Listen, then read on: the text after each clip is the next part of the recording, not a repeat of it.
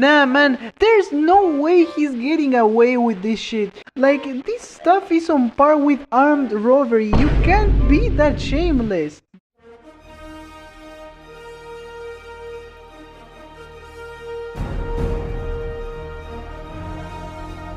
He killed himself because he wants his brother now. Yeah, the same community I'm part of, man. You're not very proud, are you? But who cares? I'm normal.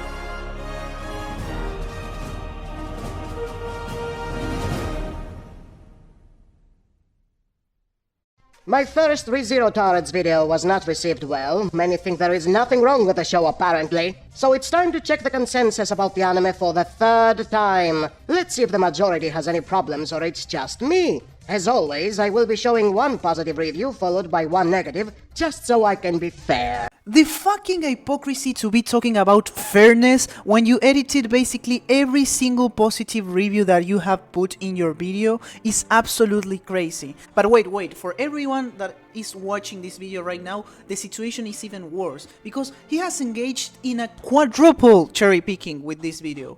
First of all, because Mal is not the place to be looking for objective consensus in regards to certain anime. The people who make reviews there already form part of an incredibly niche group. First of all, not even 1% of the people who are watching the series are making those reviews. So the people who are actually making those reviews may not represent what the general audience thinks about the series. That's the first thing to take into consideration. Second of all, Mal reviews are full of elitist and pretentious anime fedora users who think that they are some sort of renowned critic that is analyzing those animes like, I don't know, they were fucking Picasso or some shit like that.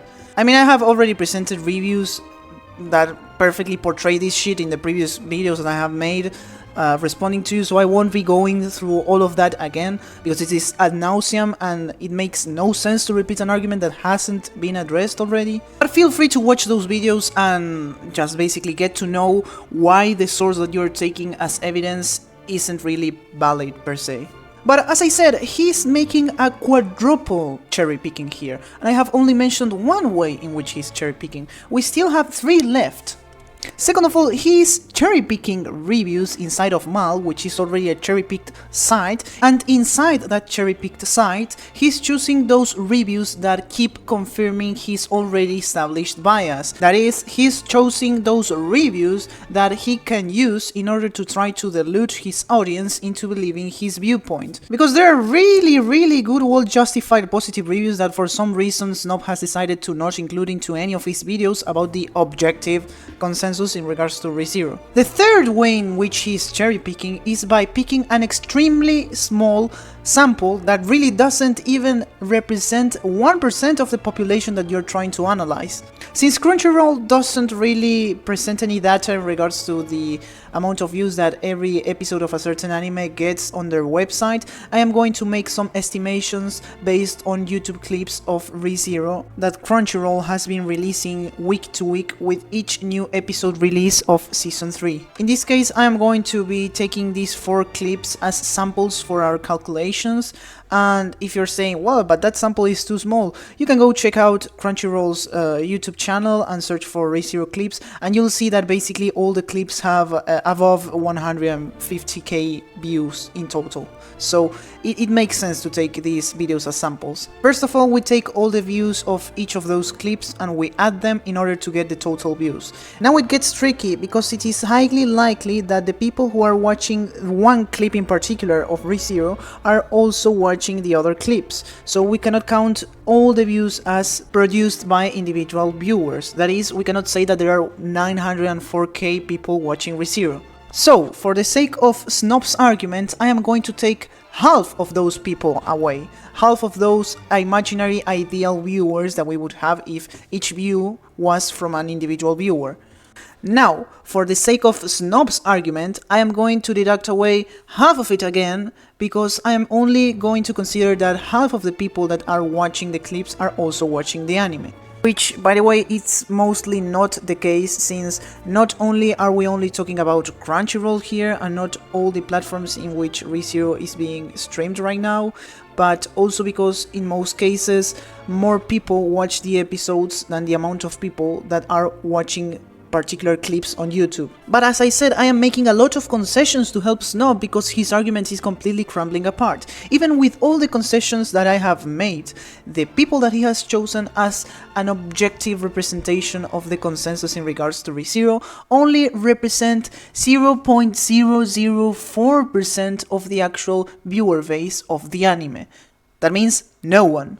And now we have the fourth way in which he is cherry picking, which I shouldn't really be calling cherry picking because it is just blatantly editing positive reviews in order to try to prove that positive reviews of the anime are brain dead, which is what Snob did with practically every single review that said something positive about ReZero in the entire video. Even the mixed feelings reviews that talked about certain characters, he just took those segments out and only showed his gullible viewers the portion of the review that agreed with him or at least had some form of credibility, because some of this stuff is crazy. Now, I really haven't addressed every single thing he said in his intro, because he said also some very dumb shit, ignoring the fact that we have already completely destroyed his credibility due to the fact that he is editing the positive reviews in order to try to prove his dogma like a child. But even so, I want to explain all of you why what he's saying is wrong. The first thing that totally comes off as completely stupid is what he said about some form of objective consensus.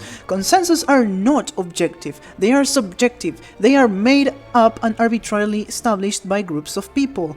There's nothing objective about consensus. So the whole point of this video is total nonsense already. You're not going to reach any objective conclusion about the series using people's opinions or opinions that many share, because they are still subjective regardless. The other very stupid shit was his first sentence that he uttered at the intro, talking about how the people that watched ReZero thought that there was nothing wrong with the show just because they disliked his video, which is completely stupid, because people can think that there are things wrong about the series and disagree with your criticisms. Brother, who do you think you are? You're a fat ass without a job that is making low effort anime rants that not even a 10% of his subscribers are watching. You're incredibly lame. You also for some reason have been obsessed with Chibi for the past 7 years, constantly making videos about him basically every single week, despite the fact that he's totally ignoring you. Dude, you're literally, like I said, a resentful ex that cannot let go of. Furthermore, I don't know which of your criticisms were denied. The video that you're talking about had no criticisms whatsoever in regards to ReZero. It was just a series of random clips from Chibi that you stitched together into your video that literally prove no point whatsoever, because you constantly boast about how you show instead of telling, yet here you are not showing nor telling because you're lame, and you think for some reason that people are disagreeing with your criticism. Dude, you made no point in that video. We are 9 minutes in and I still think I haven't said enough about how lame you and your criticisms are. Anyways, let's take a deep dive into his quote-unquote criticisms, shall we? Here is the first positive. He gave it a 10 for battles that haven't happened yet. He didn't even need to see if they were animated properly. He just gave the show a 10. Such a wonderful justification one can expect from the intelligence of someone who likes this cringe fest. Slop. Using dishonest tactics again in order to try to delude yourself into being right. I don't think that's very good from my point of view, at least. That's a total no-no from me. It is true that the review itself is not very detailed, but again, the negative reviews that we are going to go through are even worse. But for some strange reason, the things that he was talking about in regards to the present situation disappeared, and the only things that were left in his review were his expectations about the future episode, which, if left alone, would conveniently prove your point. Why did that happen? That part seems to have conveniently disappeared in front of our faces. Not that it is very long or detailed, but it proves the notion that he's only talking about things that will happen wrong. He's talking about how he values the dedication they put into the third season, so he's making a point. He's also making a comparison, which is that the second season had many technical errors that this season doesn't have. He's also saying that Subaru shows an insane character development. All of these are points in regards to the present situation. He's not only talking about the future, yet for some reason, out of nowhere, they disappeared. Why could that be?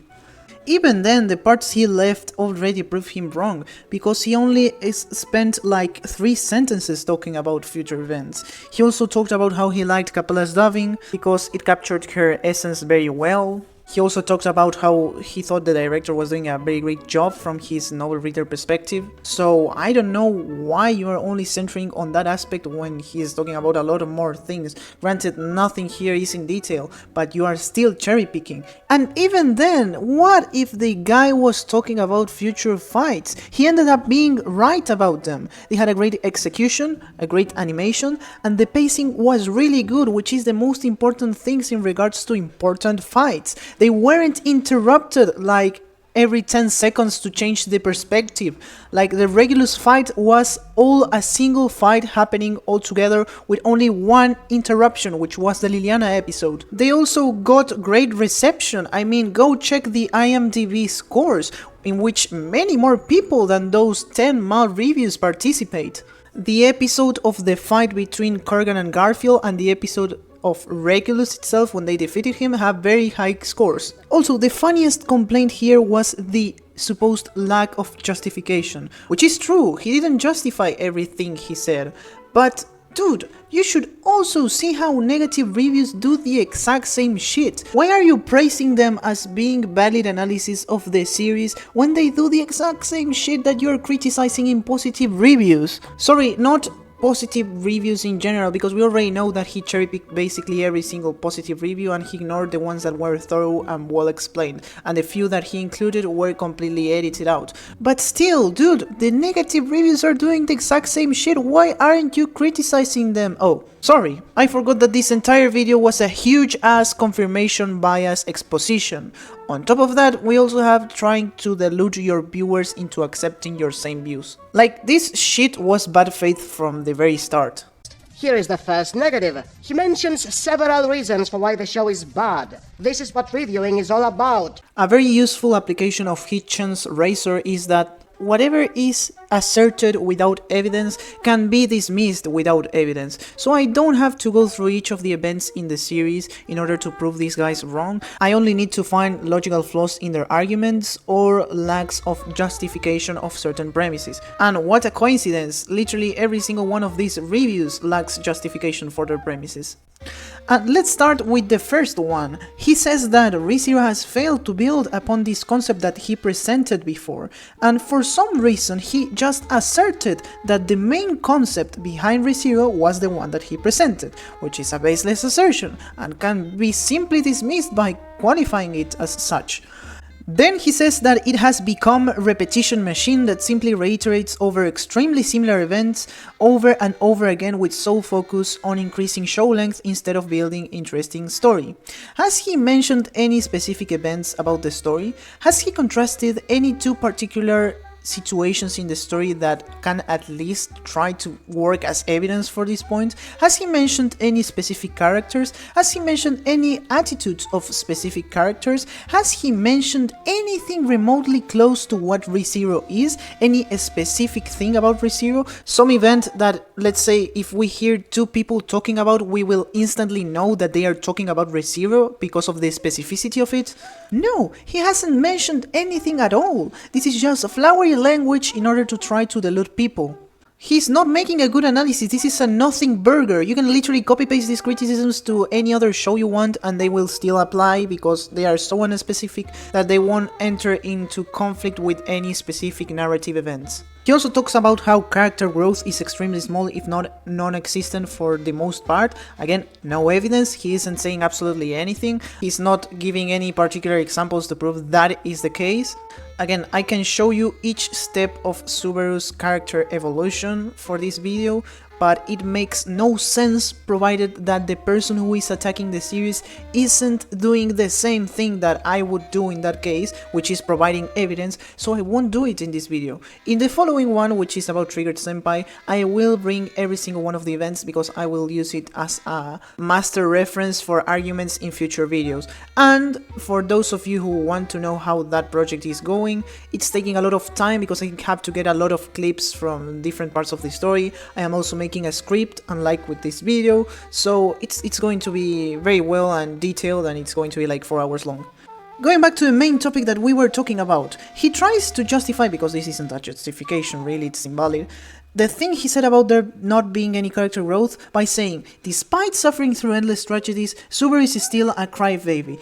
This also doesn't receive any ounce of justification like the other claims, which again means that I can dismiss it. But bro, the fucking speech, him helping fight all the archbishops and helping with the plans to defeat Regulus. After being killed twice by Sirius in the first part of Season 3, he instantly started thinking of ways in which to defeat her and methods and plans by which to approach the situation instead of crying about it, and you still are talking for some reason about him being a crybaby.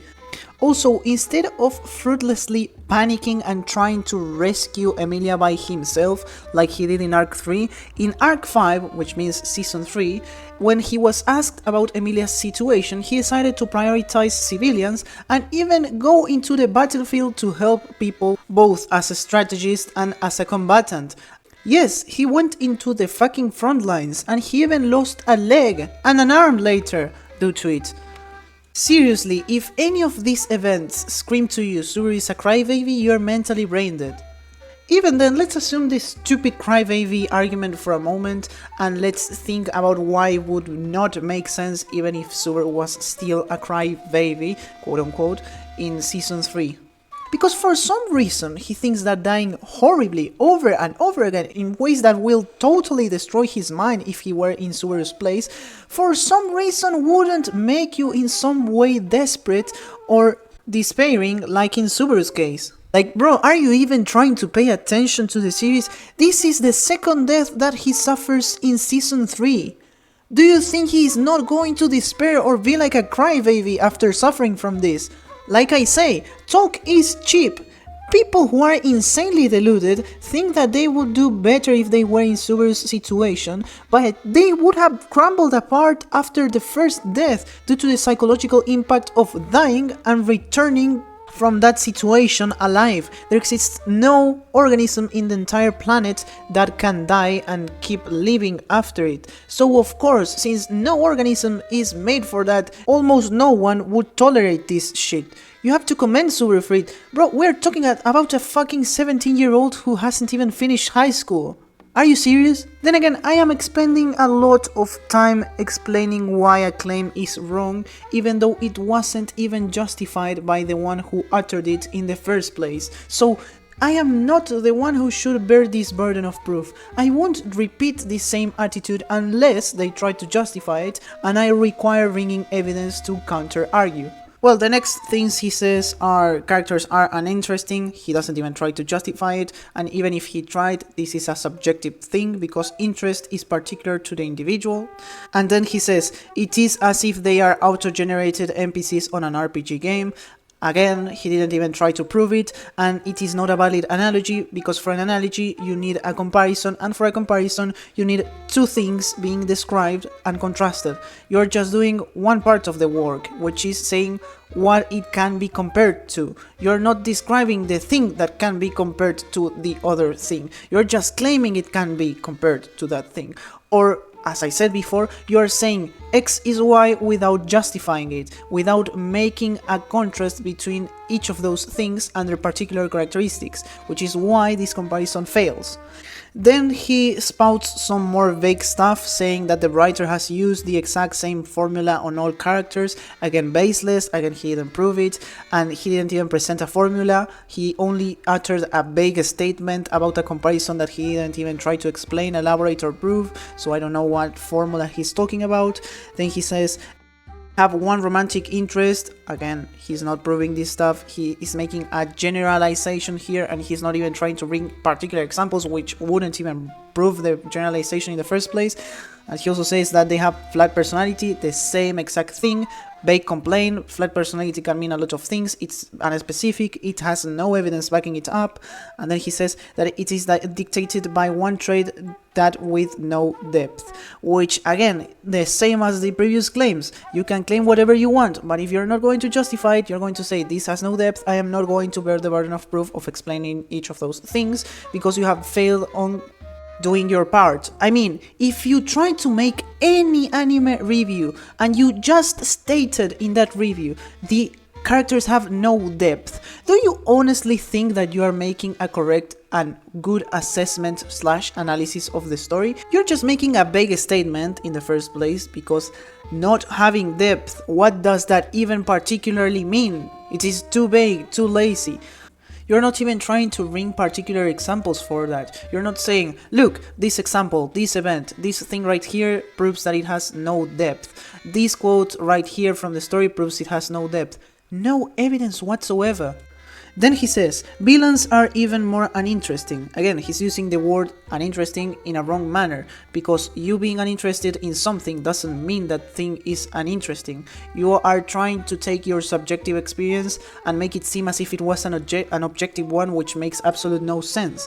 You're not even trying to justify it, you're saying that they are uninteresting, and that's it. I won't bring any examples, I won't bring any arguments, I will just claim. And these claims, because they are so lazy, so vague, and so unspecific, can be copy-pasted as a review of any other anime, and there will be no conflict in regards to the events that you are talking about. The review will be equally invalid. And then he says, because almost all of them are complete cycles that are evil for the sake of being evil, which makes, again, absolute no sense. Regulus is evil because he is self-centered and he craves control. Sirius is evil because the way in which he tries to express love is by censoring others who disagree with her. Capella is evil because she thinks that every form of love is just for the physical body, and hence tries to punish all of those people that truly think that by transforming them into flies, which isn't a good thing if you ask me, really. Beetlejuice is evil because of what Pandora did to him in the past, and because of his incompatibility with the sloth witch factor. Like, he isn't even trying to explain a fucking thing that he's talking about.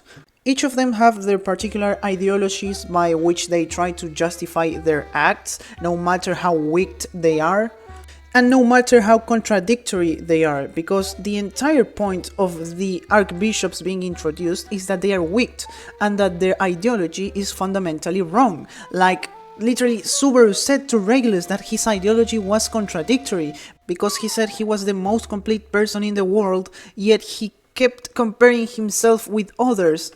Yet again, what is wrong about villains being evil for the sake of being evil? That's a thematic approach. You cannot criticize themes, you can only criticize execution. This makes literally no sense. Then he says, all of this makes show extremely predictable at season 3, again no proof, again didn't even mention a thing that was predictable about the events, he isn't even trying to prove anything he says, and then he says, and removes the tension that was present on early seasons, which is funny because Snob says that there is no tension, so he's basically contradicting himself by citing this review. But then again, he doesn't even try to justify what he's talking about. He isn't saying what particular element, what particular event, what particular attitude, what particular narrative element means there's no tension. And if he does, that element that he's talking about is unjustified or is vague, like it happened right here. So all of this review is just a big ass nothing burger.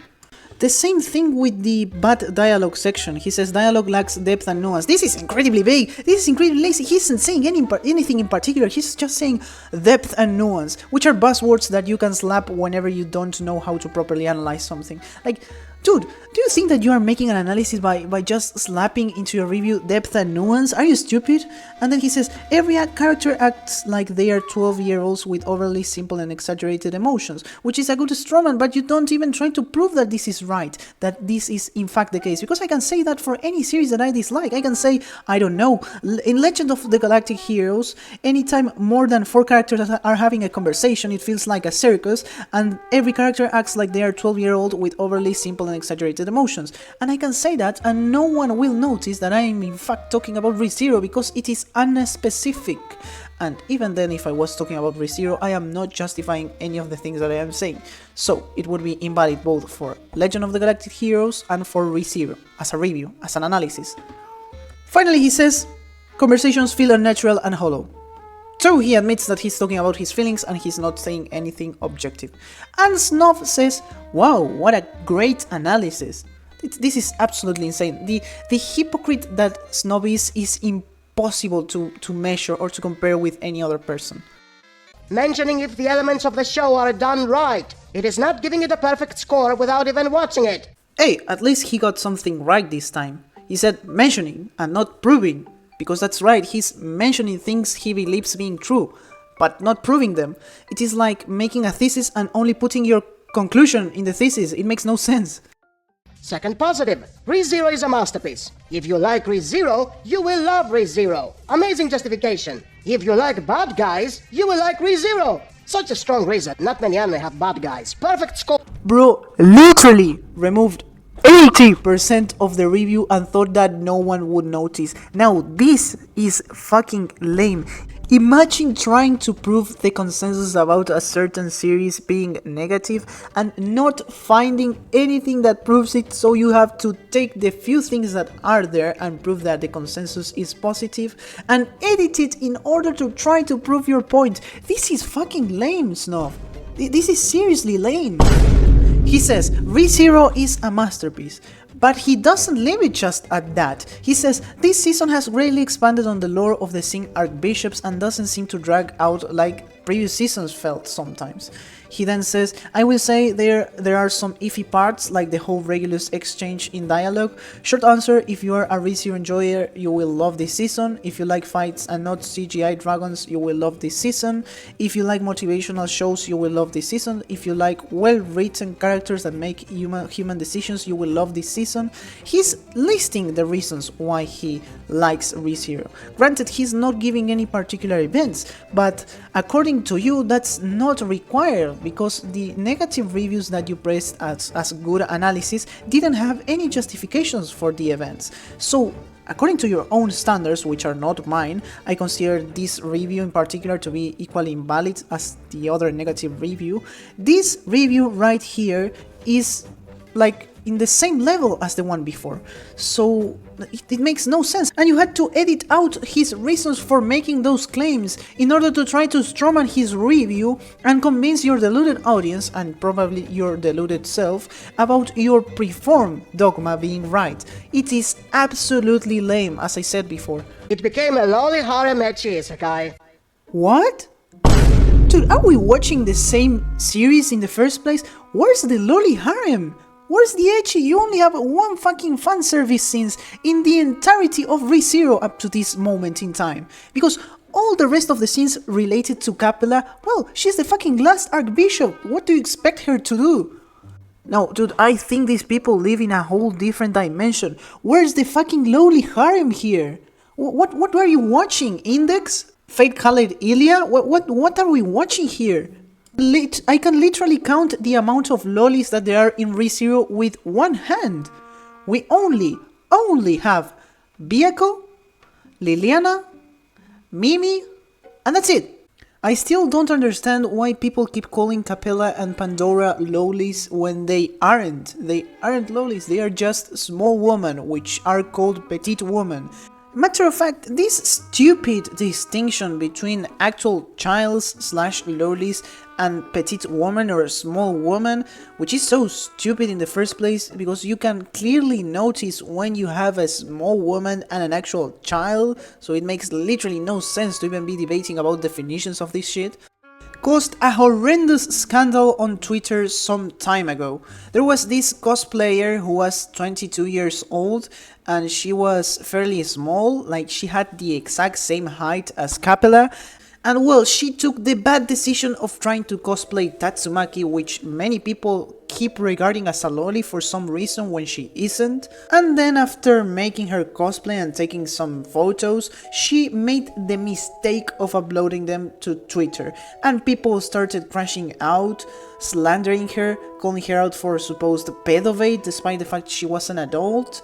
Oh, by the way, they also sent her death threats. Yeah, that's also something very important to mention. So the key point here is that people will say stupid things, exactly like Snov, in order to try to prove their points via exaggeration. So if you can exaggerate something, if you can say Capella is a loli or Pandora is a loli, then you can basically prove any point you want, because you can exaggerate anything into oblivion. Like these right here are lolis, and these right here are not lolis, they are small women. Like, is it that hard to understand, or I am seriously losing something here? Well, let's go back to the review because that point is already completely wrong and it makes no sense to keep dwelling about it. So let's analyze it. We are not going to reach any new insights, it's just the same slop as the previous negative review.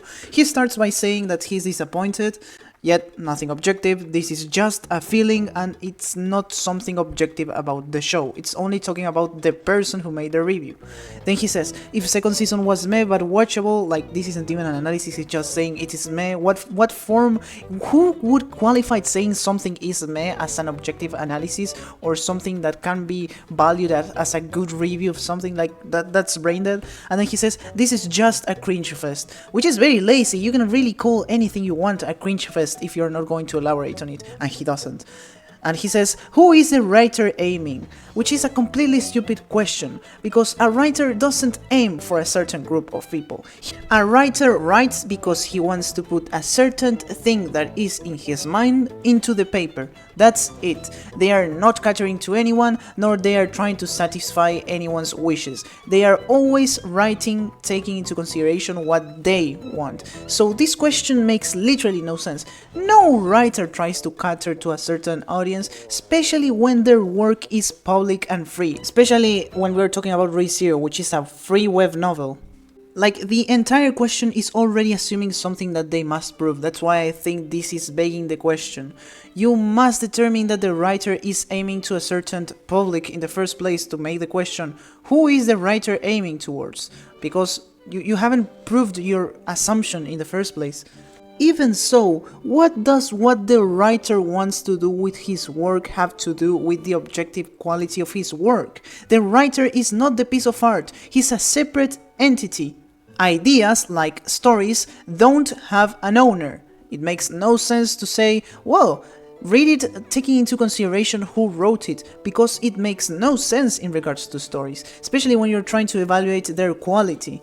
Like, even if a monkey with a typewriter came up with this story, the story itself wouldn't change in any meaningful way. It would be identical. The context that we are adding is contaminating the thing that we are trying to analyze. So the question not only doesn't make any sense, but you shouldn't even be thinking about it when you're trying to analyze a story in question or a piece of art. Then he says, have they realized the original fanbase of this anime is growing older? And why should the author cater to you?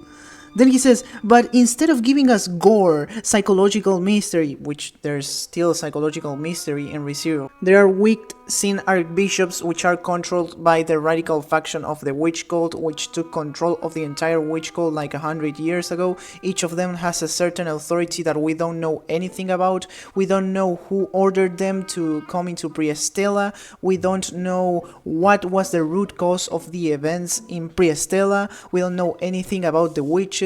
Like, there's a lot of mysteries yet. I don't understand why you're saying that it has stopped being a psychological mystery. And in regards to the gory point, well, it makes literally no sense. Why do you want to gore for the sake of gore? And why is Snow defending this? Like, this is a subjective complaint because you are complaining about a certain theme that you want in a story not being in a certain story that deals with other themes. This is completely subjective. This is nothing to do with the quality of the story itself. You have to assess for consistency and also for execution. And even then you wouldn't arrive at an objective analysis of the quality of the story.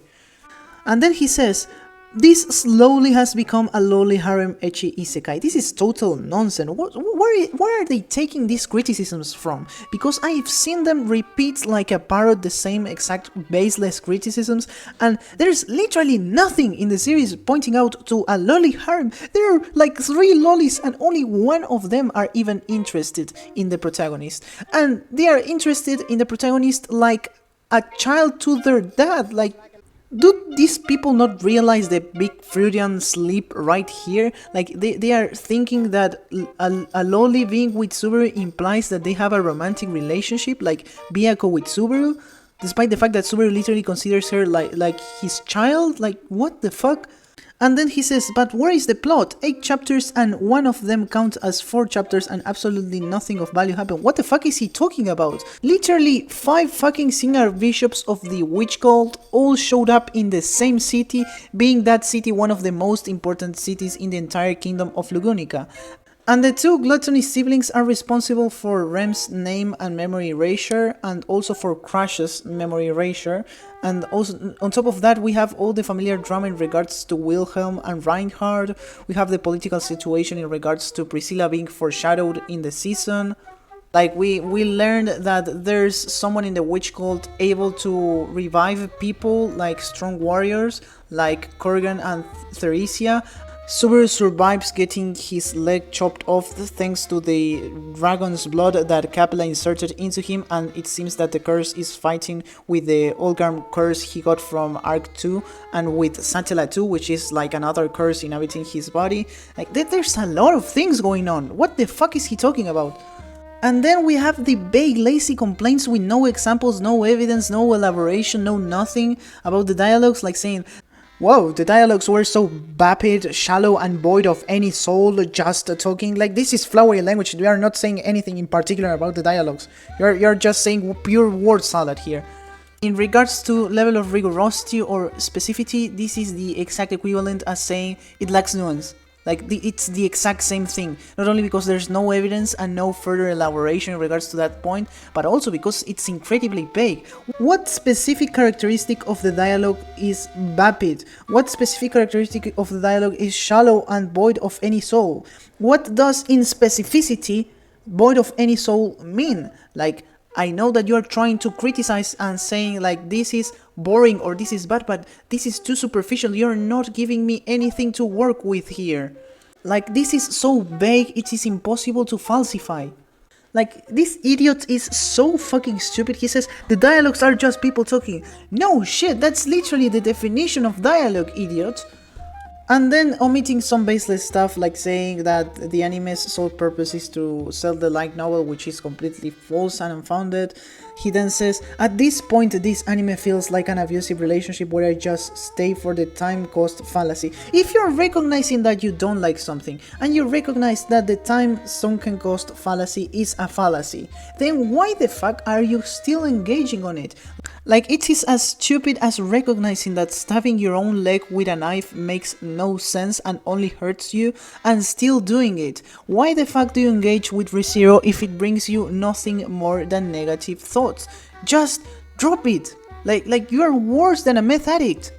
And then he says, like, I want to know what is the point of everything, but spoiler alert, there is no point. First of all, this is an absurdly broad statement. Like, what do you mean with the point of everything? Are you talking about the objective that the author had in regards to the story?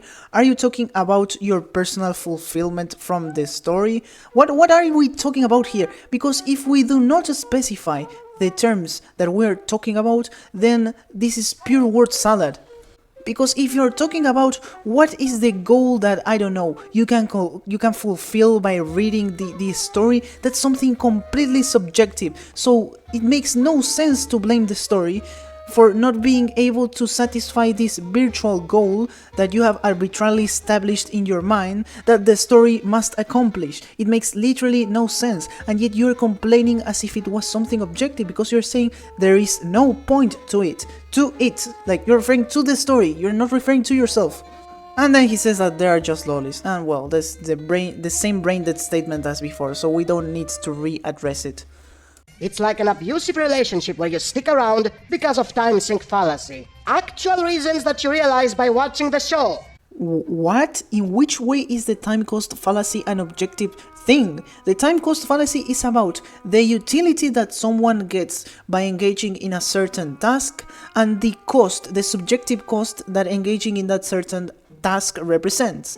Like, the time cost fallacy refers to only certain activities in which, when making a bigger input in regards to personal effort or engagement with the task, you objectively progress in some way in regards to that task, but you don't receive any extra utility. And the problem is that both the input and the output are completely subjective and determined by the individual. How much utility you get from reading something is completely subjective. How much effort you expend in reading something also is completely subjective. How much effort you expend in engaging with something, also subjective. And funnily enough, objectively speaking, there's nothing non-subjective about the time cost fallacy when applied to individuals. Like, the definition itself of the fallacy is objective. Like, the fact that it is a fallacy, like a flaw in reasoning, is also objective. But whether something represents a time cost fallacy or not is determined by the individual. Not by liking the show for the sake of liking the show, or because it has bad guys. Or like, I don't know, disliking the show for the sake of disliking the show. Oh, but sorry, that doesn't count because it's negative and you already think that the anime is bad and you won't change your opinion because you're a child, so... Third positive. ReZero is a masterpiece, but he lacks the words to describe it. He likes it, but he doesn't know why. Then he says the season carries and stops there. Look guys, when I edit a review and take basically 80% of its content away, then there's nothing left and this review makes no sense. What a surprise! This is incredible! Like, I do not understand how there are people so deluded that are active followers of these idiots. And worst of all, there's people paying for the shit that he's saying and paying for the videos that he's uploading. This is completely insane.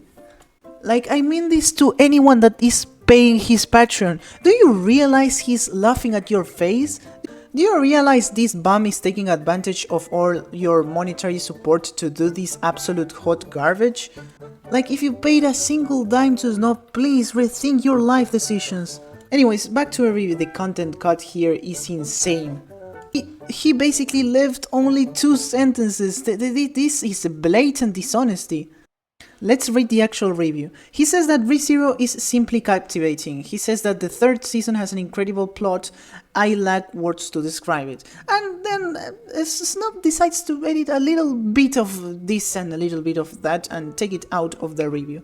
And the things that he took away are the justification of the previous claim, which makes sense because he's trying to fool all of you. I don't know if you realize it, but he's trying to fool all of his audience.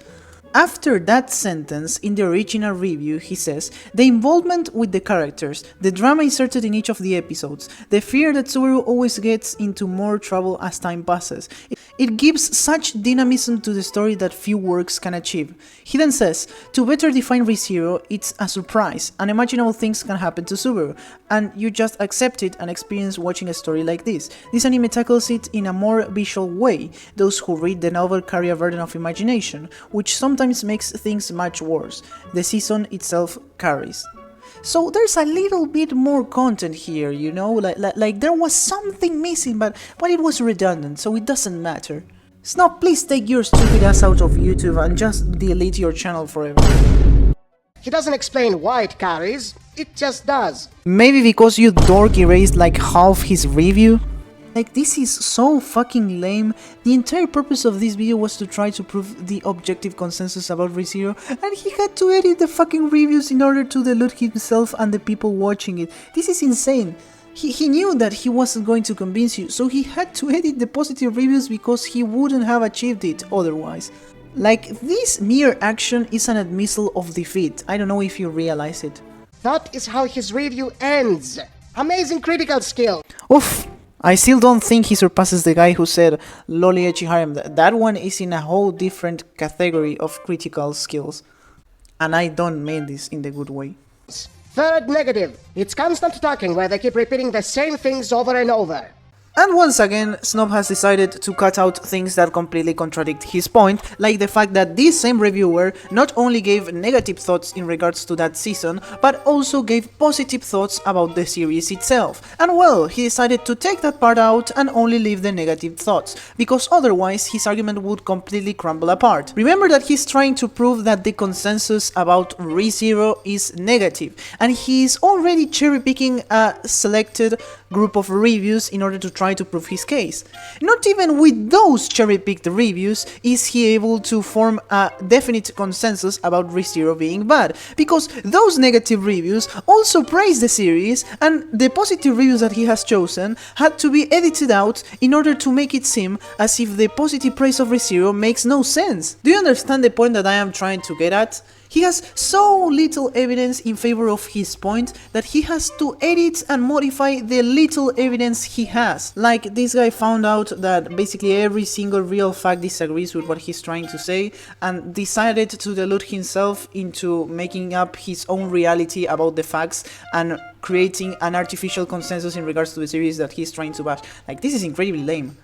Let's see what the guy had to say in his negative review about not recommending the anime. He first said, and this was the part that Snuff decided to remove, that there was some excellent production quality and bursts of wonderful dialogue, combined with that trademark ReZero puzzle box that just delights. So everything about his first sentence is painting ReZero in a positive light, and in order to try to confirm his bias, Snob had to ignore it, to edit it out, like if that was going to make that part of the review didn't exist. Like, this is incredibly delusional, and then post it in his video in order to try to delude other people. This is absolutely crazy. He then says, but this season has gotten completely bogged down. Well, let's see his arguments. He says, tens of minutes of characters saying the same things over and over again. He didn't provide a single example nor try to prove it via evidence, so this is a moot point.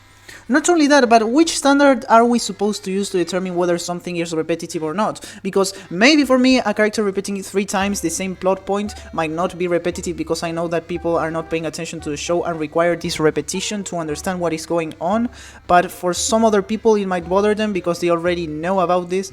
So it's completely subjective and arbitrary, and I don't think it really qualifies as a point. Also, he didn't even try to elaborate on it or provide any evidence in regards to it. And then he said that nearly an entire episode was devoted to a self-indulgent speech. I think he doesn't really know what self-indulgent means. In which way was Subaru's speech self-indulgent? Self-indulgent is an adjective referring to someone allowing themselves to have or do anything that they enjoy. In which way is doing a speech that Subaru was terrified of doing because he thought that he was going to completely fuck it up self-indulgent? In which way were Subaru's words dedicated to all the citizens of Priestella that were locked in underground shelters because of all the chaos that was going on in Priestella self-indulgent? Those words were motivational and they helped them free themselves from serious authority that at that point in time was affecting almost all the citizens and provoking fights between them because of the effect of said authority. Again, this literally makes no sense. He then says, and well, this is in between parentheses, combined with, again, characters repeating themselves ad nauseam. This is the same unfounded thing and lazy criticism that he's exposed in the previous sentences, so I won't address it because I already addressed it. He then says, far too much of this season is spent in redundant board meetings. In which way are meetings that are completely strategical and are needed in order to retake the city generic or redundant? I don't know. He then talks about some generic pontificating about what a man or woman should do, which is incredibly lazy. That, like, I cannot even think of a particular example that he could strawman into trying to prove his point. Kind of lazy, like that form of laziness. Like, maybe he's referring to Wilhelm and Theresia, but he only watched 8 episodes, so he has no way to know about their relationship in the past because it wasn't presented yet. Also, what societal roles that difference a woman from a man is he talking about if we have both men and women participating in most of the battles in Arc 5? Like, what the fuck? And then he talks about some in the grating prattling of a seen archbishop introducing themselves for the 4th time, which I suppose he's referring to Sirius, who introduced herself to different people who didn't really know about her nor about her appearance in the first place, and even then she's completely mad. And ignoring all of this, in which way would it impact negatively your view about a certain series just because a certain character who is completely mad decided to introduce themselves multiple times? Like, this is completely stupid. This is an actual reason for not liking a show. Dude, literally every single person you presented, even the positive reviews, presented actual reasons to like the show. The problem here is that they are not justifying them, or they are just completely subjective, so they end up not being an actual analysis of the series that they are trying to review. Like, cool, I understand that you can dislike a series because they repeat things too many times and you find it irritating. Now, that's not what we are talking or debating here. We are trying to determine whether that statement truly applies to ReZero or not. And not only is it completely vague, but he provided no evidence whatsoever. It was a lazy type of criticism. It's not liking it without knowing why you like it. Like, at least he's right here in the sense that, yeah, it is not liking it without knowing why you like it, but rather it is disliking it without knowing why you dislike it. Or well, at least in this case it would be even worse because we have someone trying to delude themselves into making up reasons to not like something because they cannot truly find what they dislike about it. Fourth positive. ReZero is different from all other isekai and that makes it better. It seems that some words also vanished from existence out of nowhere here. What could have happened? Why did you remove the specific things he said he liked about this season? Like the fact that that season in question had improved a lot from his perspective in comparison to the previous one, that animation was top tier, that he liked the opening and the ending, and that he liked the way in which the story progressed. Not to mention that he enjoyed every episode and that he was looking forward to the next ones. Why did like half of the positive points that he considered in regards to the series disappear from this review? And why was it magically cropped at the end? What could have happened here? Oh yeah, I know, someone couldn't find evidence and had to fabricate his own evidence because of that. Fucking lame.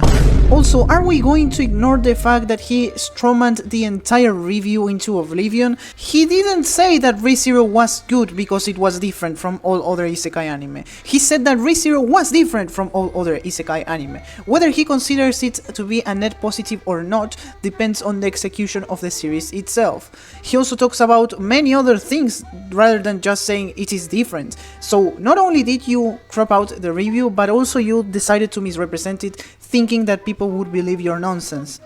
Even though different does not mean better, and in fact most of the times it ends up being shit for not following basic writing tips. First of all, at no point he said it was good because it was different. He just mentioned in his review that it was different from all other isekai. Just because his review is positive and he's giving his reasoning in regards to why he likes it, doesn't mean he is saying that it is objective that something being different means that it is better. This is a non sequitur, which means that it is an invalid form of reasoning. That is, you are making stuff up. Second of all, he says that in most occasions it ends up being shit for not following certain writing tips. We're not going to mention what those most occasions are, we're not going to give any example, we are not going to explain which writing tips are being violated in this case. Because guys, don't you know that claiming is the same as proving? Like, it is incredibly obvious that's the case. You're stupid. Even then, why are we even paying attention to the opinion of someone who is talking about writing tips, despite the fact he has no fucking idea about anything related to basic writing tips? And in order to prove that, I am going to show you some of the slop he put out in the past with the title of Writing Tips Regarding Time Travel. You see, the many worlds interpretation suggests that there is an infinite number of universes, one for every possible outcome of every action every person ever made. First of all, the many worlds theory is independent from actual time travel. Many worlds can exist despite you being unable to travel to the past. This means that your criticisms will apply to any realities in which multiple universes or timelines exist. Yes, that includes our universe. If it is true that in our universe multiple timelines and multiple worlds exist, the moral complaints that you're making here apply to fucking real life. They have nothing to do with time travel. Do you know what that means for time travel? It makes it meaningless. Why is Snob arguing for nihilism? Is he really a nihilist? Is he that stupid? Well, this argument is a whole ass non sequitur. Just because multiple outcomes exist does not mean time travel is meaningless. That's like saying, since parallel universe exist where you never study, studying is pointless, or since other versions of you may fail, success is irrelevant. In logic, this is called the fallacy of irrelevance, because he assumes the mere existence of multiple possibilities inherently removes the impact of one particular choice. But this makes no sense. Every decision still has a causal effect within the timeline it occurs. The existence of alternatives does not erase the importance of actualized events. Even if there exists out there a timeline in which everything goes well, you're actualizing a certain timeline to make it so that it also becomes a good one. Yes, even if you create a timeline where everything happens exactly as you want them to happen, there will still be an infinite number of timelines where things don't happen as you want them to. No, you are vaguing the question. You're including the thing that you want to prove in the assumptions of your arguments. You're assuming that the goal of time travel is to erase bad outcomes across all realities. And even if you change this assumption to, well, we now only want to secure a single desirable timeline, it's still an assumption. And that assumption won't work unless you provide some evidence for it. Like, your entire argument would only hold if the time traveler were responsible for all realities at once, but that is never the case in fiction, because it is impossible to be responsible of all of them. A protagonist who is trying to fix the events in the story is only concerned with the events they directly experience, because by that same reasoning, you can say that you are responsible for children starving in Africa because you can go to Africa and do something to change it. Your effort is insignificant. No, effort is significant if it casually produces a result that would not have occurred otherwise. If a time traveler changes the events in a certain timeline, that's a direct observable effect, especially when we are talking about the timeline he is in. If a person builds a house, the house exists because of their action, regardless of whether other people build houses elsewhere. The existence of other realities does not retroactively remove causality from the one being affected. If effort leads to results, it is by definition significant.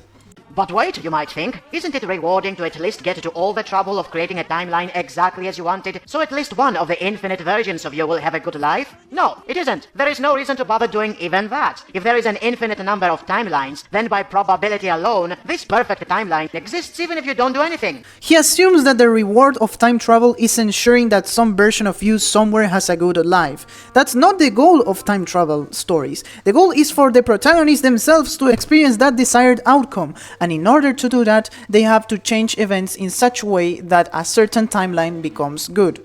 Imagine saying, why try to be happy? There's a version of you somewhere who is already happy. Why study for a test? Somewhere you already passed without studying. The reward of time travel is not about securing an ideal timeline somewhere. Think about the protagonist, think about the characters. What they want is to see this good timeline in which everything went well. It is about ensuring that the traveler themselves gets to live in it. But either ways, you are ignoring a very important possibility with this case. If there exists almost an infinite amount of negative or bad timelines, there also exists an infinite amount of copies of that same character who lived in those bad timelines and are time traveling in order to fix other timelines and make them good. That is, the entire reasoning flaw here is that you are assuming that if there is time travel, then there exists in the infinite amount of timelines that there are out there, only one character who can time travel, and only one copy of that same character. No, that's wrong. There are infinite versions of you striving to fix a certain timeline and make it good. Does that mean you can slack off because there exists infinite people trying to fix stuff? No, it doesn't. It is the equivalent as saying, why should I care about poor people if there are people donating for them? Why should I care about the environment if there are people lowering their CO2 emissions? Why should I care about anything if people are already doing it? By that same reasoning, if every single person that participated in that action thought the same, then no one would do it. Now you understand why I'm saying this guy has no fucking idea about basic writing and he doesn't even know how to correctly apply logical reasoning into his arguments? He's just dumb.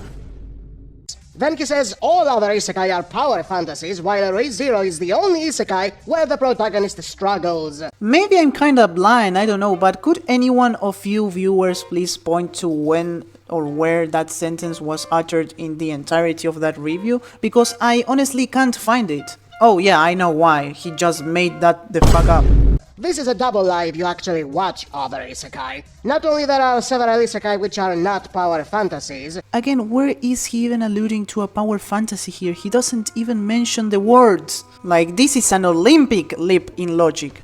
There are also isekai that aren't a lolly harem like Re:Zero. First of all, why do you keep talking about lolly harem? Not only did you fail to prove this shit, but when doing a closer introspection into Re:Zero, there are like 3 lollies up to this season right now, and only one of those is familiar with the protagonist and isn't even a romantic interest in the first place. Like, holy shit my guy, just let it go. It isn't a valid criticism and it will never be a valid criticism. At least if you're going to try to bash on Re:Zero, try to use valid reasons for it. No this trash. You are not going to convince anyone with this absolute dog water.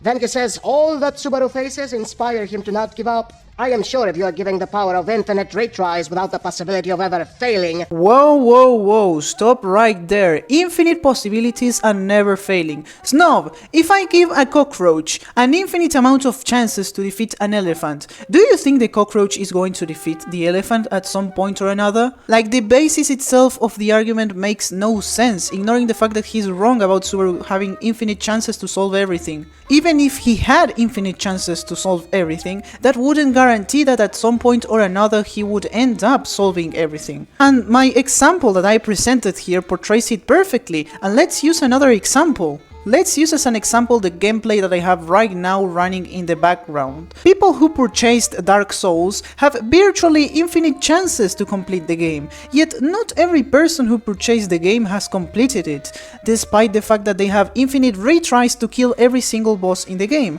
Why is that? I thought that having basically infinite chances guaranteed success. Well, you need another component, which is willpower. Many people just give up with Dark Souls, and if we're talking about a fictitious world in which you get killed over and over again and you go through traumatizing events, of course you're going to give up at some point or another, like Subaru did. It happened in episode 18. If he didn't have Rem's emotional support at that time, he would have had given up at that exact point in the series. If someone knew about Subaru's return by death ability and he isolated him from every single one of his friends, then that would be basically a checkmate for him. He wouldn't have any emotional support and he would have to face everything alone. He would end up breaking, and no amount of infinite retries would return him to his original state. Like, this thing has already been explored in the alternate if routes. Not someone knowing about his ability and isolating him, but Subaru regressing into a terrible mental state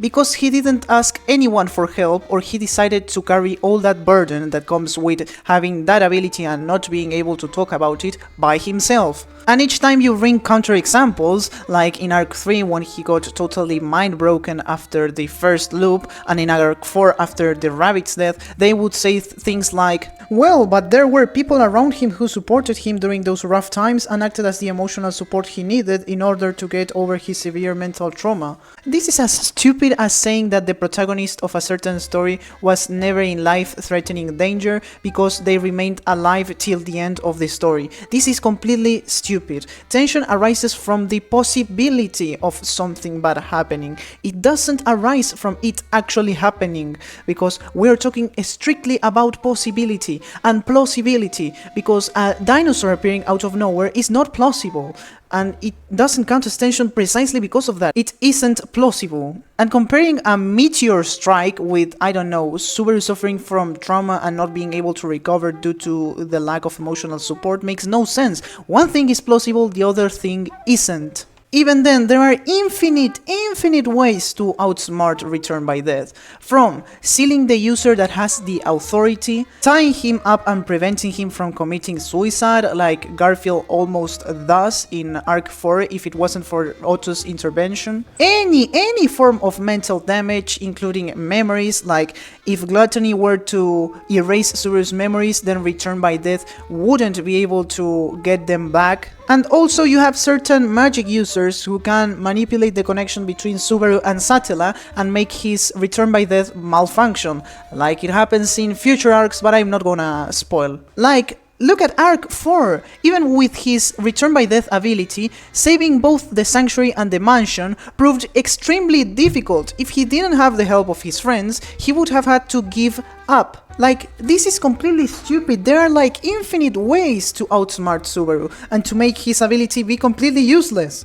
I mean, look at Rem. Satella doesn't care about anyone but Subaru. So if people die and Subaru is still safe, Satella will put that checkpoint in place regardless. And I know what the Snobtards will say, but Rem is back in the future. Yeah, she doesn't have any of her memories.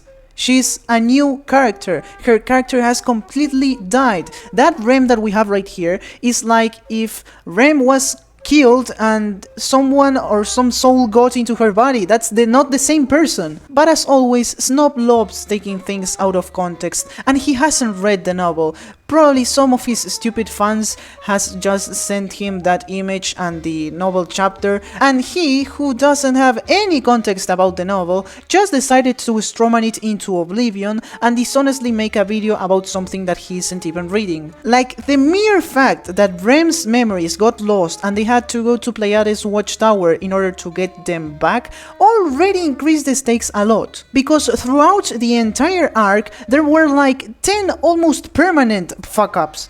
And people are gonna start saying, almost permanent? You mean that there weren't permanent at all at the end? Again, this is as stupid as saying that a character remaining alive until the end of the story means that they never were under life-threatening danger during the entirety of it. It literally makes no sense. It's like saying, well, you got robbed multiple times, but you never died, so you never were under life-threatening circumstances. Like, this is incredibly stupid. And even then, let's analyze some of the stupid shit that Snob tried to say in the past in order to justify this complete nonsense.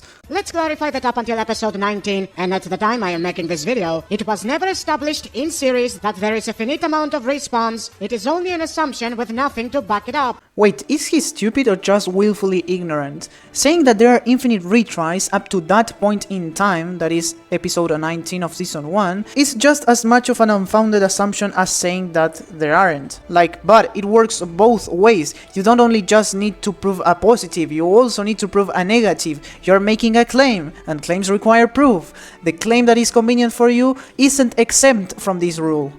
The point he responds at was also never inconvenient in his quest to save waifus. Saving women. Not every woman is a waifu, you absolute incel. And saving women from dying, not from anything else, from death. And he doesn't only care about saving Rem and Emilia, he wants to save everyone that he can save. Ahem, Arc 3, Arc 2, Arc 5. And if you have read the novels, Arc 6, 7 and 8. Like, just the fact that they recognize him as a savior and as the second coming of Jesus Christ already renders this point null. Also, he never spawned in an inconvenient checkpoint? What the fuck? Arc 3, Arc 4 and also Arc 6?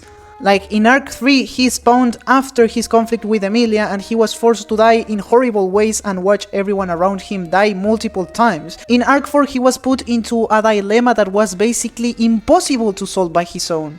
And not only that, but in Arc 4 there was a checkpoint after Rem lost her memories. Something similar, which I won't spoil, happened in Arc 6. Like, this guy is completely deluded. It always happens to be a moment that suits him the most. Thus, most of these excuses are based purely on the assumption that they might happen. Like, but tension works like that. Stakes do not arise from something being lost permanently, but from the possibility of very bad things happening. Let's put the example of a story in which we have a main character that is walking through a suburban area in which it is very usual to get robbed. While the person is walking through that area because he has to attend to a conference somewhere and he has to go through that place which doesn't have good roads, he starts watching his environment and notices some weird movement from the people who live there. Now, something special happens to him. He starts being even more careful about his surroundings, starts walking faster, and his heart also beats faster. He's scared that he's going to get robbed. That is precisely what generates into the reader the feeling that there is tension, and this tension wasn't provoked because we know that he's going to die. We know that they usually don't kill people if they give the robbers everything of value that they have. It was evoked because something negative could happen. It was evoked because of possibility and probability working together. It was highly likely that he was going to get robbed, and it was possible that he was going to get robbed. And that's basically how tension works. You just saying, well, but those are just possibilities, isn't a rebuttal. Which is bullshit reasoning, since there is a possibility for everything. No, it isn't bullshit, because tension doesn't depend only on possibility, it also depends on something being likely. And not only are the things that we are talking about likely, they happened! The logic is very simple. A possibility materializing itself shows that it was always a threat to the main character. Why? Because it happened! Subaru might time reset 1,000,000 years into the past, or he might respawn on the moon. You are so stupidly dishonest that you are comparing spawning on the moon with an inconvenient checkpoint. Like, this is another level of dishonesty. There is a possibility the planet will blow up, aliens will invade, and Son Goku will appear with orange hair. Yet none of those things are plausible, so no one is saying they represent tension. Having an inconvenient checkpoint due to the fact that the one in charge of those checkpoints only cares about your own well-being and not about others' well-being is completely plausible.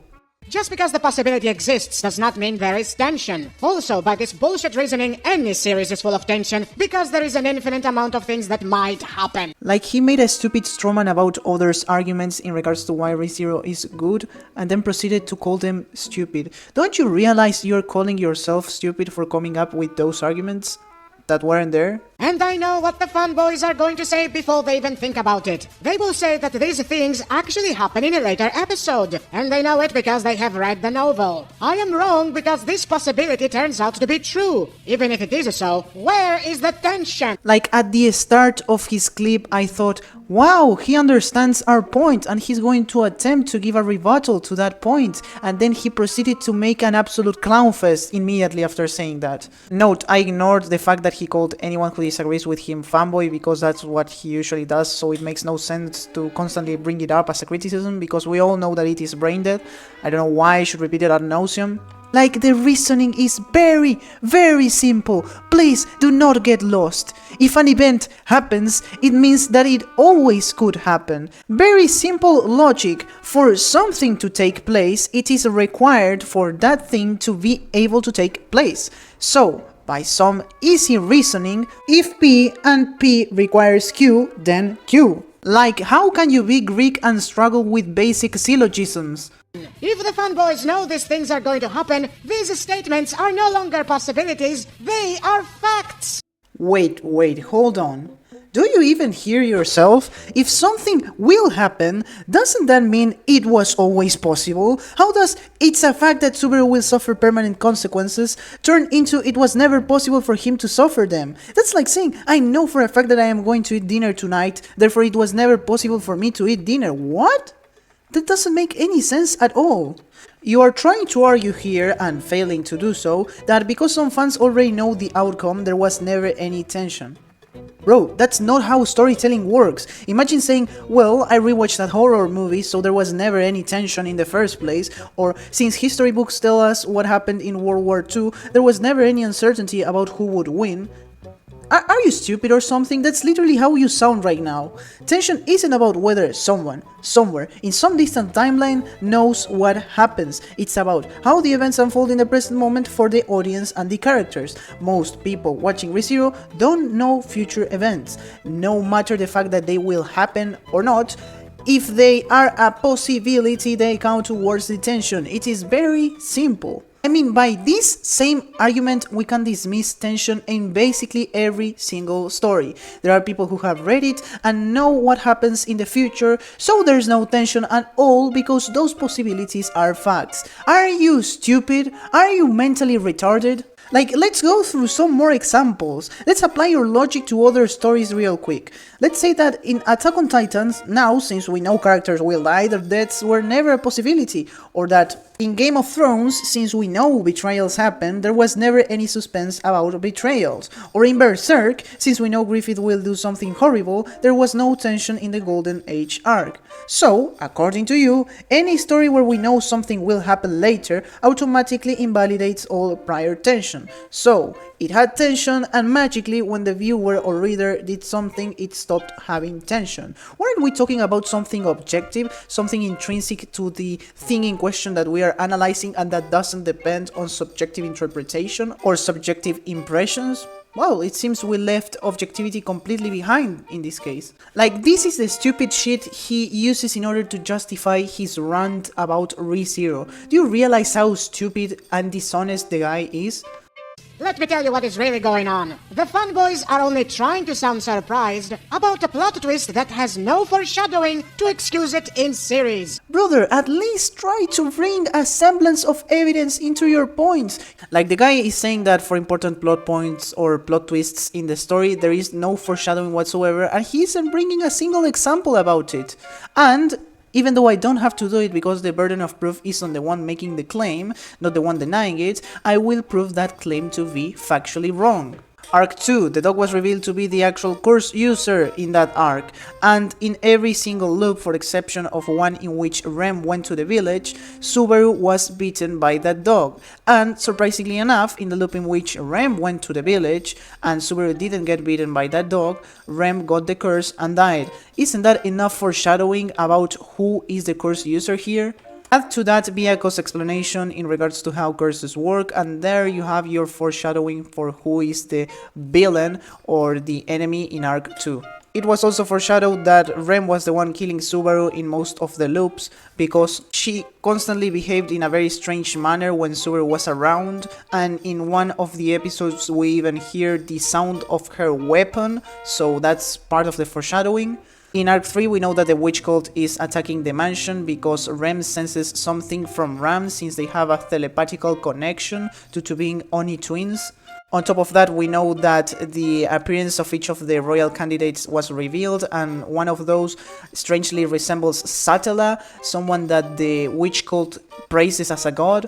In Arc 3 we also have another instance of foreshadowing, the blank letter that was written by Rem and was blank because her existence was erased by gluttony. Like, I can go all day, bro. If your main point is about the certain caveats in regards to return by death not being explicited since the very first fucking episode, then the complaint makes literally no sense. One of the main plot points in ReZero is return by death and exploring how it works and its limitations, so it makes no sense to reveal every single fucking aspect about it since, I don't know, Arc 1. Also, when do you plan to introduce the fact that return by death only cares about Subaru? Because in whichever point you were to introduce an inconvenient checkpoint, you could have complained about it in the same way you complained about the checkpoint in regards to Rem's memory erasure. You would have said, well, but it has no foreshadowing. Dude, you don't need every fucking element of the narrative that you are introducing in that very moment to have foreshadowing. When you are introducing something for the first time, it didn't have had to be introduced before. Like, do you know what introducing something for the first time even means? Also, foreshadowing is used for things that bring the suspension of disbelief. Like, it wouldn't make sense for a dinosaur appearing in Jurassic Park out of nowhere if it was never stated that there were dinosaurs in the first place. But foreshadowing here, in regards to the plot point of the checkpoint being inconvenient, is not a necessity because it doesn't break the suspension of disbelief. This happening is plausible. At some point or another, it was always a possibility that the checkpoint would be inconvenient. Don't use induction in order to say, well, but all the things that we have seen up to that moment were convenient checkpoints, because that's a fallacious way of reasoning. Induction isn't the same as deduction. You're not establishing any facts about the future by the repetition of an event in the past. That's Hume's problem of induction, but it exceeds the scope of this video, so I won't enter into detail in regards to it. Anyways, you are dumb, your points are dumb, and your past self is equally as dumb as your present self. Feel free to watch the rest of the video, but the rest of the video are just insults towards people who like ReZero, so it doesn't really make sense to address them, considering that they aren't points in and of themselves, but rather whining from a 43-year-old man who doesn't have a job. Conclusion: there is tension in ReZero. Thanks for watching.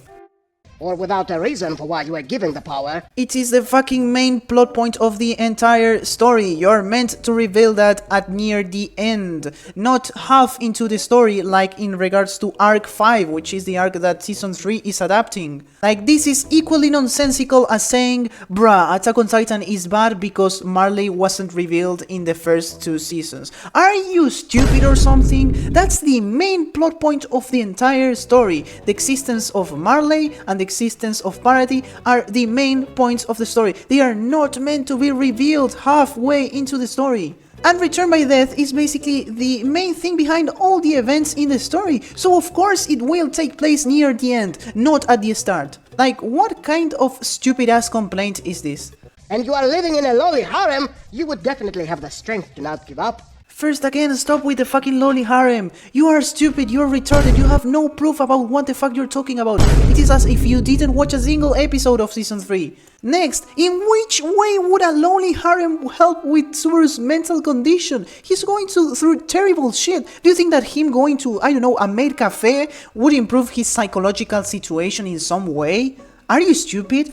Do you think this shit is fixed by having a fucking lolly harem? If it wasn't for Echidna manipulating his witch factor when he went into the tea party, he would have died at that point because he would be mentally disabled forever. No amount of lolly harem is fixing this shit. Having a harem is not enough. He needs emotional support, which works as therapy for him, because there are no therapists in that world, and that emotional support only works in regards to cases of accumulation of stress and trauma, exactly as it happened in season 1. After he broke down due to his inability to save people in the mansion and in the town. This situation was completely different because he received lifetimes worth of pain in a few seconds. There's no accumulation here. None. And don't use Arc 3 as an example when Subaru gets mentally insane during that one loop. He snapped from that mental state after watching Rem die in front of his eyes. He went from total insanity to crippling depression. Nothing improved here until Rem actually gave him emotional support. What Snob is saying is stupid and nonsensical.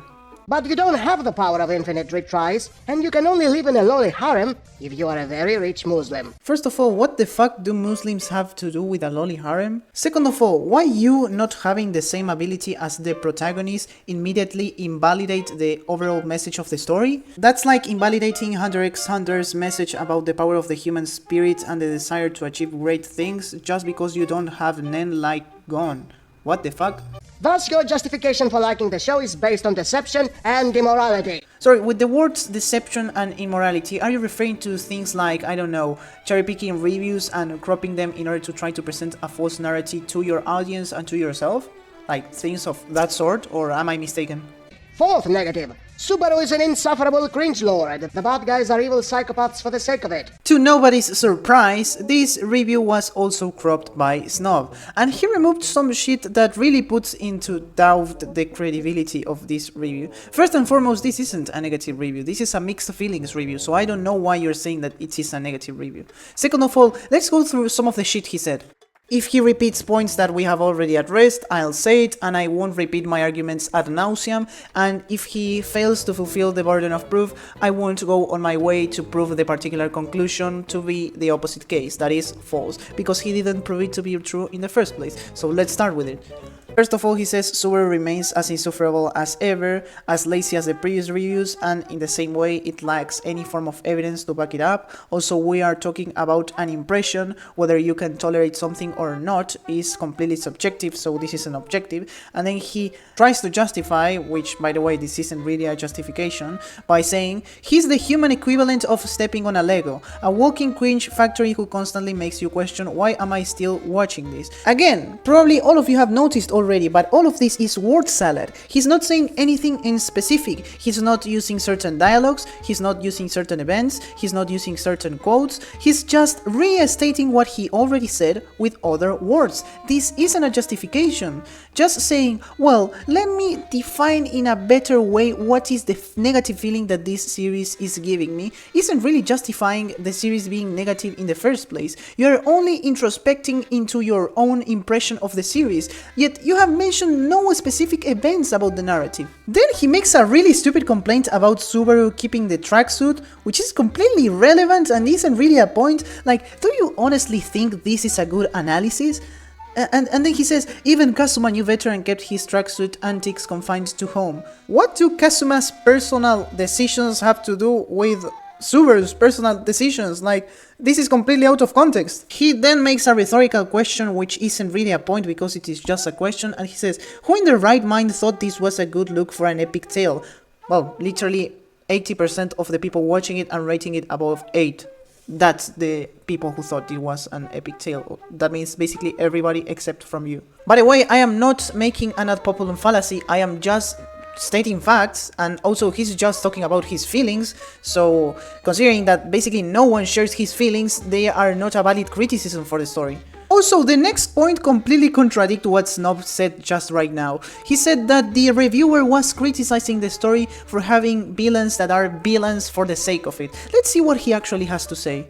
The highlight of this court, meeting more of the scene archbishops. He says then, not exactly refreshing, and he says, let's be honest, nothing here is refreshing except when Subaru shuts up. I don't know why you're talking about it like it was an obvious fact, that's just your biased perspective and something that basically no one who is watching the series shares. And then he says, but it is still undeniably cool. I thought he was criticizing the idea of having characters that are villains for the sake of being villains, if that's what he thinks. Obviously, these characters aren't just evil for the sake of evil, but even if they were, that wouldn't be a bad thing, because it is a narrative choice. Then he says, watching these villainous maniacs do their thing is like catching glimpses of what this series could be, which he's talking about an expectation not being met and not even elaborating on that expectation, so this isn't either a point. He then says, sadly they are buried under a sea of bland characters, incredibly vague, you're only saying bland as if it somehow you could slap it onto your criticism and it magically made the case for you, without any evidence nor elaboration, and then says, who contribute little except to clog up the runtime with meaningless dialogue. Again, you don't just make claims and believe that they prove your point. You don't just say the dialogue is bad and expect that to be a valid criticism of the series. You don't claim to prove stuff. You claim and you prove. Where are the examples? Where is the elaboration? Which are the particular things about the dialogues that you don't like?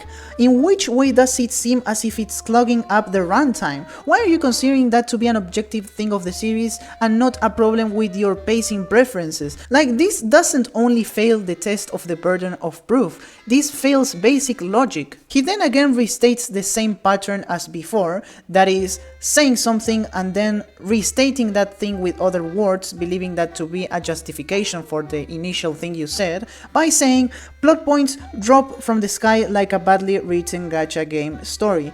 He's basically saying the plot is bad by saying the plot is bad with other words. This isn't a criticism. And again, it is impossible to falsify, because that falsification would require me to go through every single fucking plot point, because he isn't saying anything specific. And then, well, we have the part that completely ruins the credibility of this review. He says, and there's Priscilla, sweet, dominating, high-heeled, godless Priscilla. Every time she graces the screen, I remember why I'm still here. She could step on me, set me on fire, call me trash, and I thank her.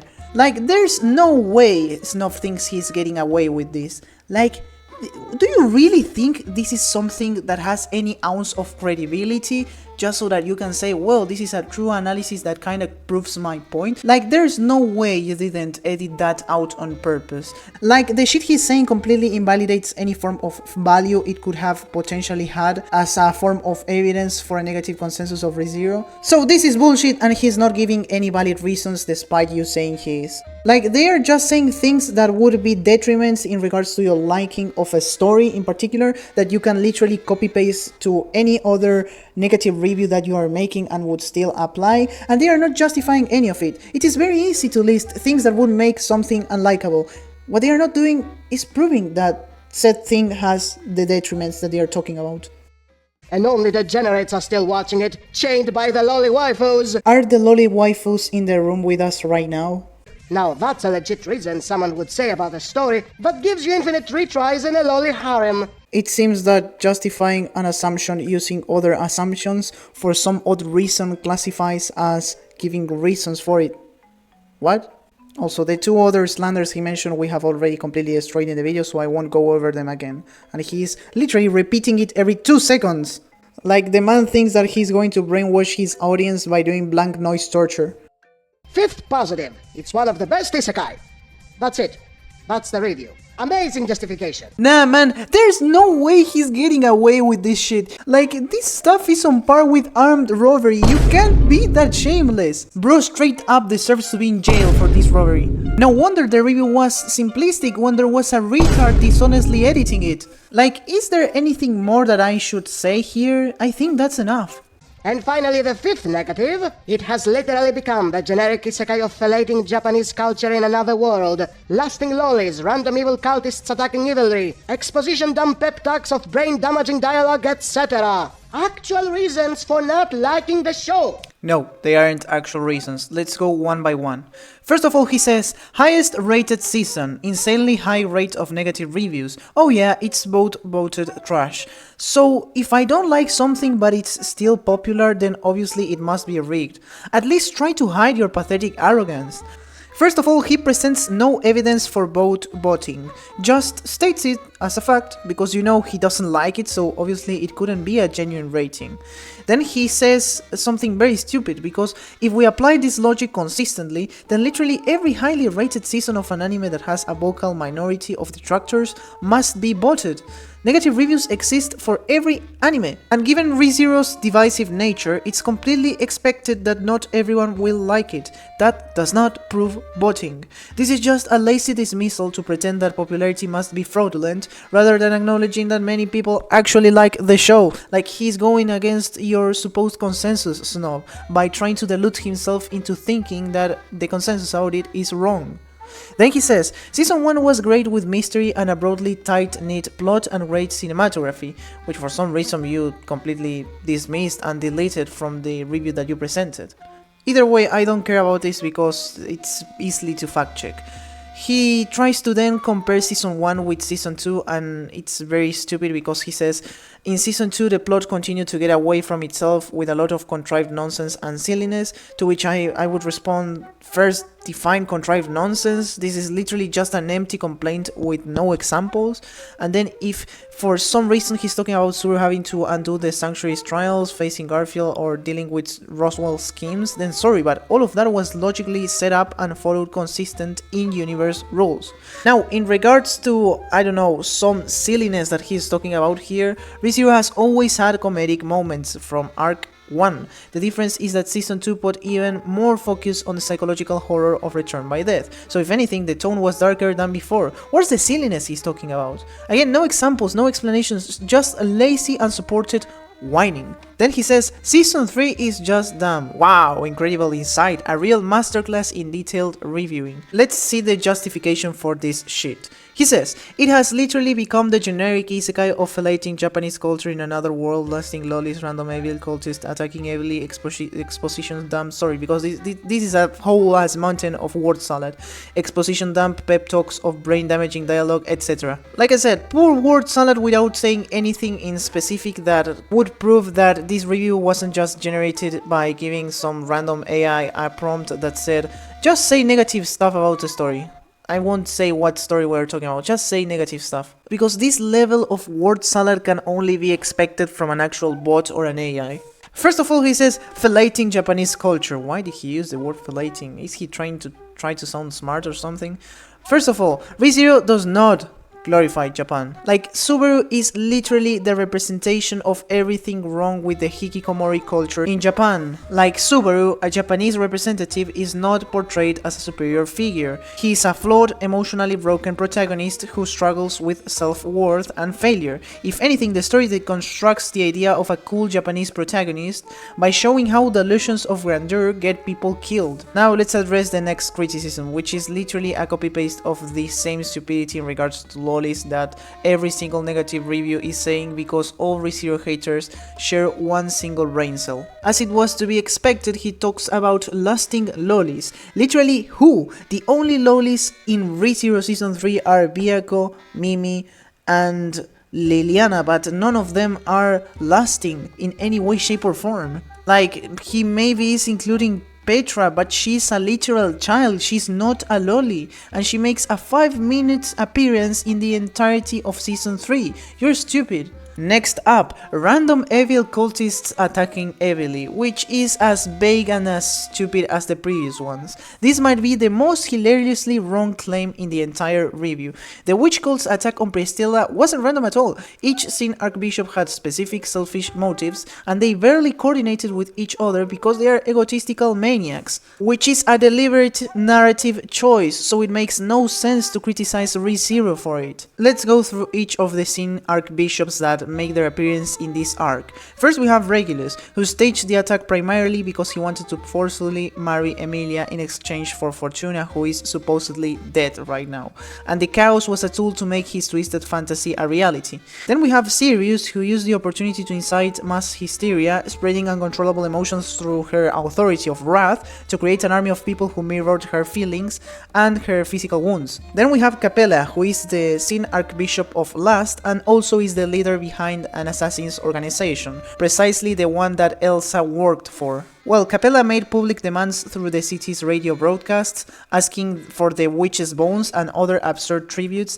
and she clearly wanted to manipulate the city's people for her own amusement. Then we have Roy and Lai, which are the Gluttony siblings, who had their own hidden agenda involving devouring key people's memories that they had already selected before the attack itself to Prestella. Oh, and their attack plan was not random at all. They specifically targeted the control towers of the city, leveraging them to flood and drown the entire population if their demands weren't met, which ended up happening too early due to Al's intervention. I mean, also their positioning was strategic, spreading their forces across the city to maximize destruction and terror, so well, this stupidity about random evil cultists attacking heavily makes literally no sense. He then says, exposition dump, pep talks of brain damaging dialogue, poetry, true poetry. What an insightful critique, except it's totally meaningless. What exactly is a brain-damaging pep talk? What specific dialogue is he referring to? Oh, right, he doesn't give examples nor delves into specifics because that would require proving his claim. I know. First off, exposition is necessary in a story with complex world building. The audience needs to understand how the city's floodgate system works, how the witch cult's various abilities function, and why certain strategies matter. Now, even then, what happens with these plot points is not exposition in any way, shape or form. Like 70% of ReZero is subtext due to cut content from the novel. So what exposition is he even talking about? We will never know because he thinks saying dialogue is bad. With other words, for some reason, counts as giving justification. Just like Snov. Secondly, what fucking pep talks is he even talking about? Like, this shit is so vague, unspecific, and lacking in terms of evidence that I don't even know in which way I should approach it. It is like someone telling you to fix a broken PlayStation from scratch and they only send you the CPU cooling fan. Like, what do you even expect me to do with this? Build an entire PlayStation 4 from scratch? ReZero excels at showing each character's individual motivations in character interactions. Rem's speech, Emilia's speech at the end of the first trial, Subaru's speech in Season 3, Wilhelm and Theresia's interactions when Theresia was basically vanishing due to the zombie spell being undone. You also have the royal candidates having a meeting which serves the function of further solidifying their political ideas and their character ideologies, which are completely different one to another, and etc. As I said, I won't go into depth because the other guy failed to fulfill his burden of proof, so I don't have to do what he couldn't do. If his criticism is more about the fact that Subaru is rallying the different factions together, well, then that's just basic storytelling. Every single war arc in fiction has a scene where characters plan their attack. This is common sense. This is just a lazy non-critique using vague language to sound smarter than it actually is. Let's see what he said next. There is barely even a plot beyond charge head first at the bodies. Oh, this is a special kind of stupidity. The plot of Arc 5 is literally a multi-faction battle with intricate strategies, shifting alliances, and a constantly evolving battlefield. Saying it's just charge at the bodies is like saying Attack on Titan is just kill the Titans or Code Geass is just Luch fighting the government. Let's go, because I said many claims here and I will prove them. Let's go step by step on what actually happens in Arc 5. Before the attack, Subaru and the group arrive in Priestella for diplomatic reasons, and Otto brings the gospel to be repaired due to his suspicions of Roswell. Then the attack begins. The Witch Cult seizes the control towers, cutting off the city's ability to manage its water levels. Then they have to regroup. Because the characters are not charging head first, they actually divide their forces, assigning specific groups to counter each Archbishop's unique ability. First we have Reinhardt and Subaru strategizing against Regulus, who is functionally invincible. Then we have Julius, Ricardo and other fighters that are dispatched to deal with one of the Gluttony siblings. Then we have Priscilla and Liliana engaging in psychological warfare with Sirius, and Priscilla needed Liliana because she had the ability to undo Sirius' authority thanks to her experience as a bard. Then we have Anastasia's group, who is tasked with counteracting Capella's shape-shifting abilities, with Al's help too. We also have a form of tactical adaptation, because as the battle progresses, the characters constantly change their approach based on new information. Reinhardt tests multiple theories against Regulus' authority, which Subaru was constantly informing him of, and Subaru had Emilia exploit psychological weaknesses from Regulus in order to provoke him and be able to figure more things out about his ability. Then we have also Otto maneuvering political figures to stabilizing the city's defense. Like, what about this speaks that the characters are just charging headfirst at the baddies? Like, this is completely stupid, even as a reduction of the plot. This is completely brain dead.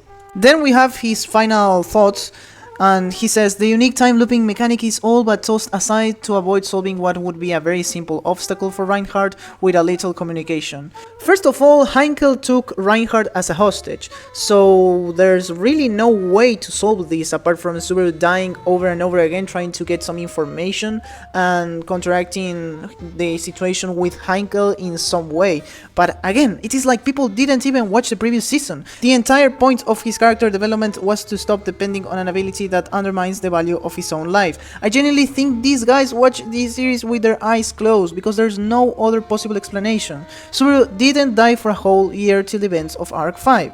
When he did, he got incredibly disgusted, as the final scene in Theatrical Malice proves. He decided to not use this ability anymore, or to at least not depend on it, since by using it he made others and himself suffer. That is why he says what he says at the end of Season 3, Episode 1. People are not paying attention to the plot. Now we have his final thoughts. He says, the MC and all the now cardboard one-note characters apparently gained negative character development after going through an arc specifically about developing them into more competent people. Incredibly vague, no examples, no proof. He isn't saying anything of value here.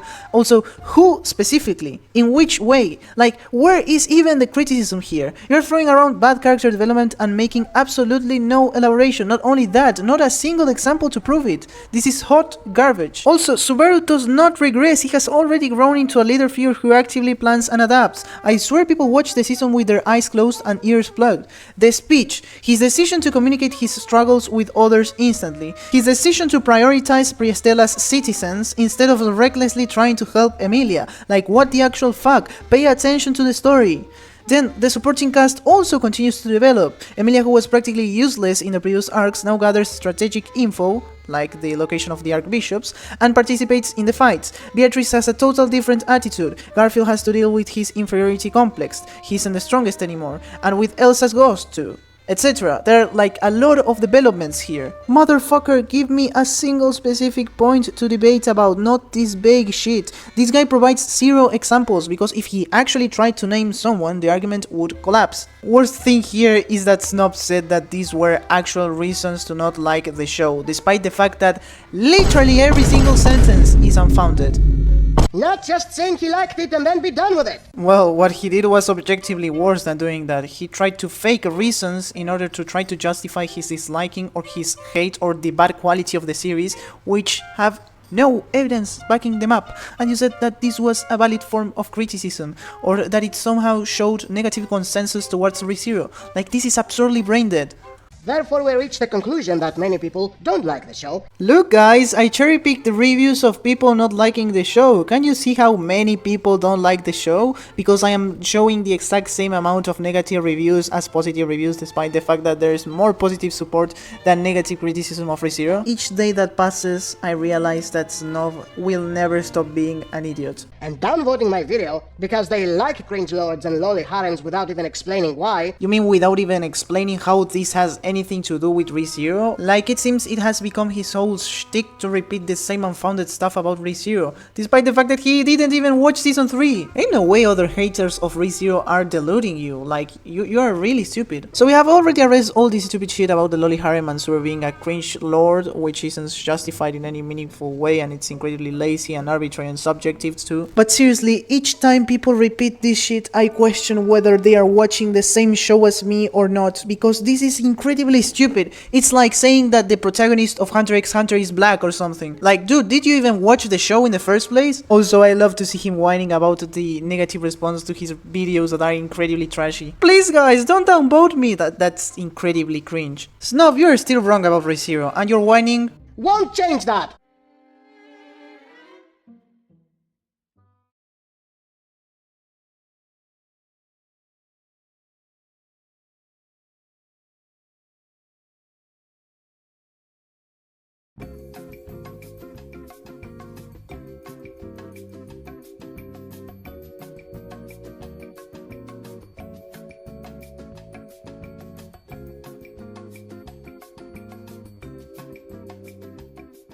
Nah, man, there's no way he's getting away with this shit. Like, this stuff is on par with armed robbery. You can't be that shameless.